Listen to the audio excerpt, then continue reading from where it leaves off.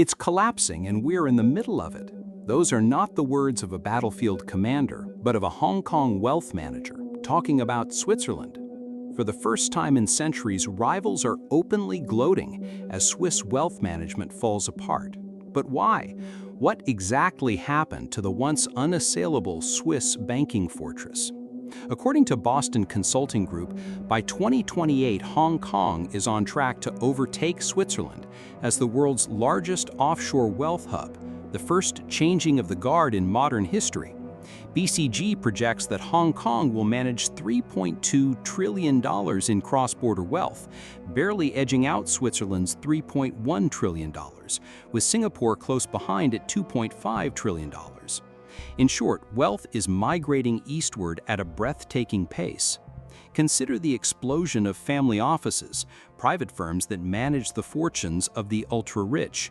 In Singapore, the number of single-family offices surged from just 50 in 2018 to about 1,650 by 2023, and they even crossed 2,000 by 2024. Hong Kong now hosts over 2,700 family offices, roughly double the number in Singapore. The flight from Switzerland is accelerating, and those numbers may spike higher still in the coming months. So why is this happening? Is Switzerland simply losing ground because Asia got smarter and hungrier? Or did Switzerland's wealth hub status suffer blow after blow, both from the outside and self-inflicted from within? The story behind Switzerland's decline has everything: secrecy and scandal, banks collapsing, geopolitical shocks, even a looming tax that could trigger an exodus of billionaires. To understand it, we must start with why the rich loved Switzerland in the first place and how, one by one, those pillars crumbled. Why the rich loved Switzerland? For decades, indeed centuries, wealthy people worldwide flocked to Switzerland for three main reasons: banking secrecy. Swiss law famously shielded client identities, offering a safe, secret haven for assets. Strict neutrality. Switzerland stayed out of conflicts, making it a stable safe haven, home of the Red Cross and peace talks in a turbulent world. And low taxes. The country had no federal inheritance tax and business-friendly policies, attracting global capital and the rich. These three pillars made Switzerland unique, a byword for stability, discretion, and wealth preservation. But in the last 15 years, each of those pillars has been shattered. Pillar 1. The fall of banking secrecy. Switzerland's vaunted banking secrecy cracked open with a bang in 2008 to 2010, thanks largely to one man, Bradley Birkenfeld. Birkenfeld was an American banker at UBS, Switzerland's largest bank, who had helped rich clients hide assets offshore. Caught by U.S. authorities, he confessed to smuggling a diamond in a toothpaste tube on behalf of a client, like something from a Hollywood script. Birkenfeld was sentenced to 40 months in prison in 2009 for aiding tax evasion, but before reporting to jail, he turned whistleblower. He handed U.S. investigators a trove of Swiss banking secrets, exposing how UBS and later Credit Suisse helped tens of thousands of Americans hide untaxed billions in secret accounts.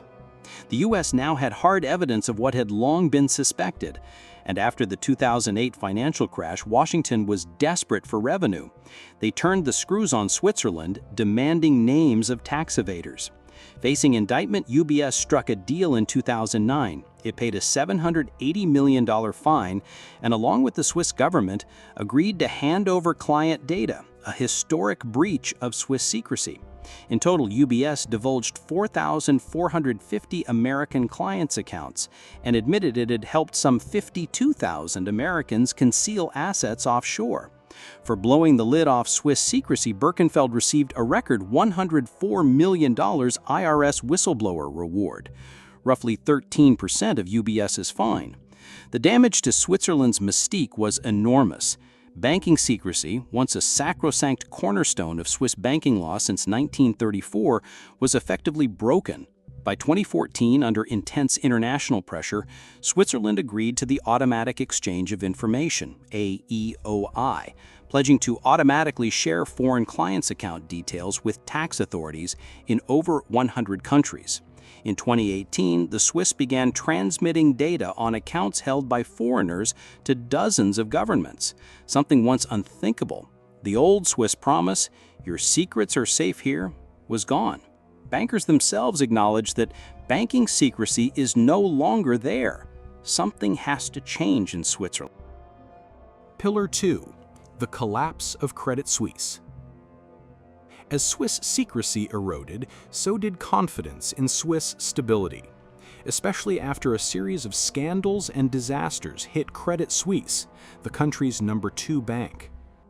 By early 2023, Credit Suisse was drowning in bad headlines and red ink. Investment blow-ups. In 2021, the bank lost a fortune on the collapses of Archegos Capital, a U.S. hedge fund, and Greensill Capital, a UK finance firm. Credit Suisse's Archegos debacle alone cost it $5.5 billion, far more than other banks lost. Meanwhile, $10 billion in client funds linked to Greensill were frozen. Money investors may never fully recover. These back-to-back failures exposed a self-destructive risk culture at the bank. Corruption scandals. Credit Suisse got embroiled in a massive fraud in Mozambique, the so-called tuna bonds affair. Between 2013 and 2016, the bank arranged over $2 billion in loans for Mozambican state companies, ostensibly for fishing boats and coastal security. In reality, at least $200 million was siphoned off in bribes and kickbacks to officials and Credit Suisse bankers. It blew up into a corruption scandal that forced Mozambique into default and led to Credit Suisse paying fines, about $475 million in the US and UK, and forgiving debt. Reputation hits. In 2022, a leak dubbed Swiss Secrets revealed Credit Suisse accounts held by sanctioned oligarchs, corrupt politicians, suspected war criminals, and drug traffickers, a rogues gallery of clients that embarrassed the bank and raised due diligence concerns. That same year, Credit Suisse became the first major Swiss bank ever convicted of a crime domestically for failing to prevent money laundering for a Bulgarian cocaine ring. This steady drumbeat of failures eroded trust. Oh my God, look at that! In March 2023, after the sudden collapse of Silicon Valley Bank in the US panicked investors globally. All eyes turned to Europe. Who's weakest? And the answer was Credit Suisse. The bank's stock plunged, and wealthy clients yanked over $110 billion in deposits in a matter of weeks. A full-blown bank run was underway. To prevent a meltdown, the Swiss government orchestrated an emergency takeover. UBS would swallow Credit Suisse for just $3 billion in stock. Overnight, UBS, already Switzerland's biggest bank, became a colossus with a balance sheet over $1.6 trillion, nearly twice the size of Switzerland's entire economy. In wealth management alone, the combined firm now oversees a staggering $5 trillion in assets. It's a tremendous honor to present these quarterly results, showcasing our collective dedication. Switzerland now has an even bigger too-big-to-fail bank.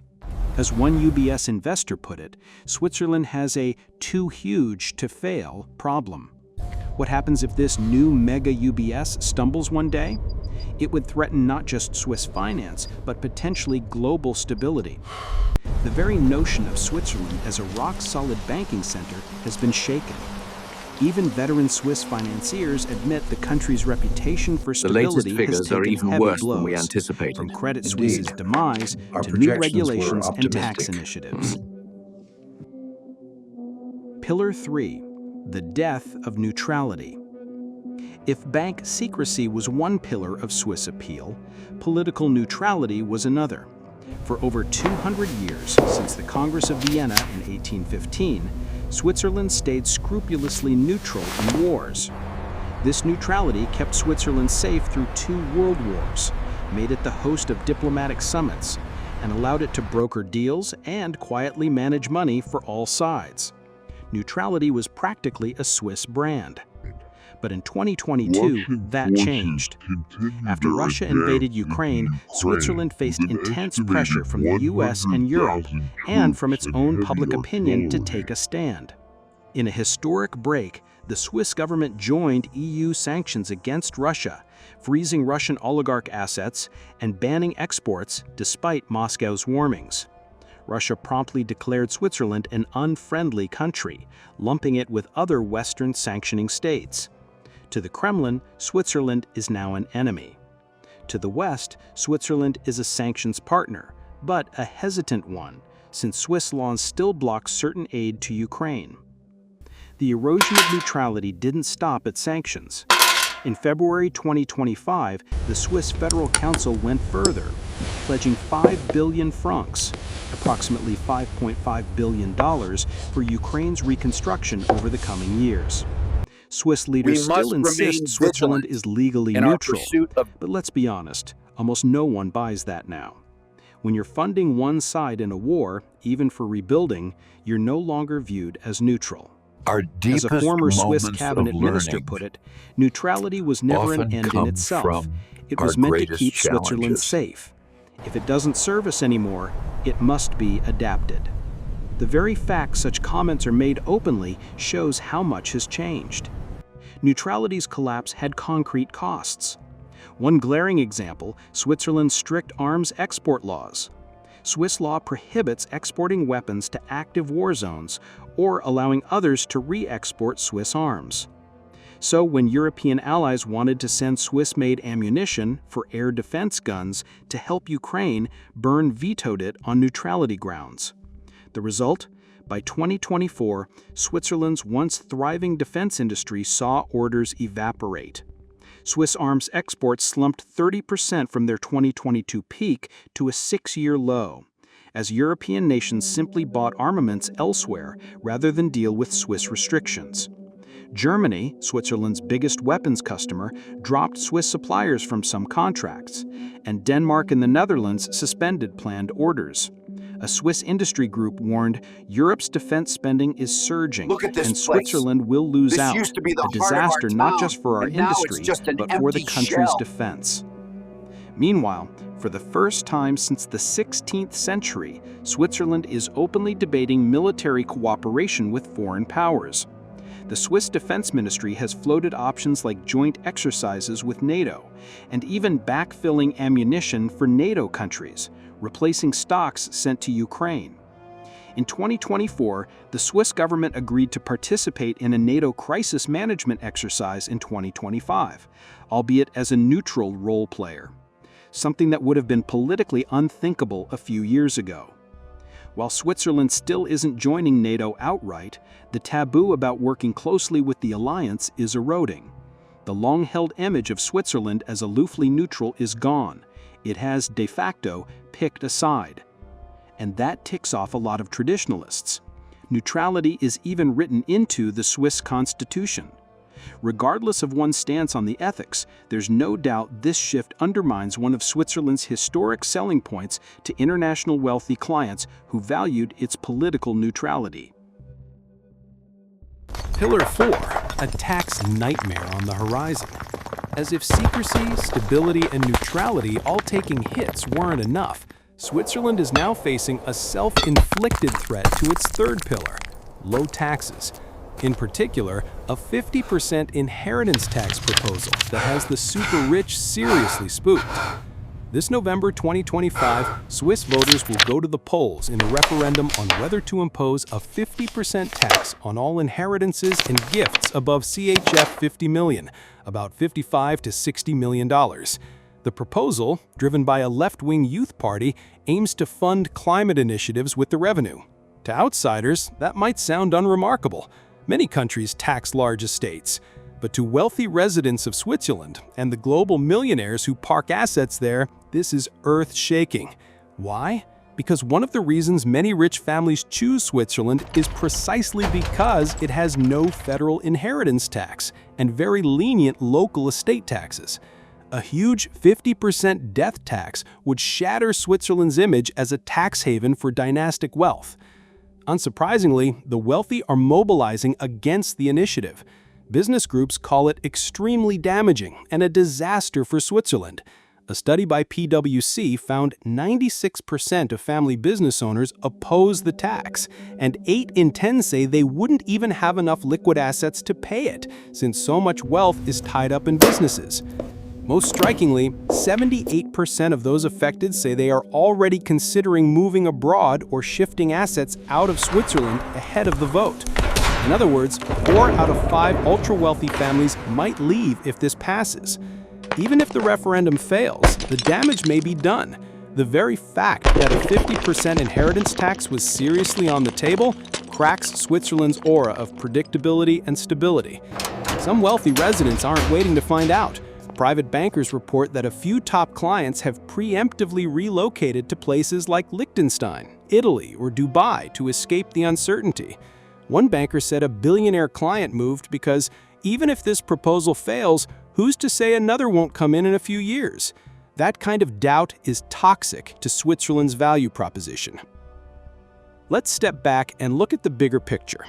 2010, banking secrecy shattered, UBS scandal, US crackdown. 2014 to 18, Switzerland forced into global transparency, sharing client data with 100 countries. 2023, Credit Suisse collapses, ending an era of Swiss banking prestige. Oh my UBS God, becomes look at too that. big to fail.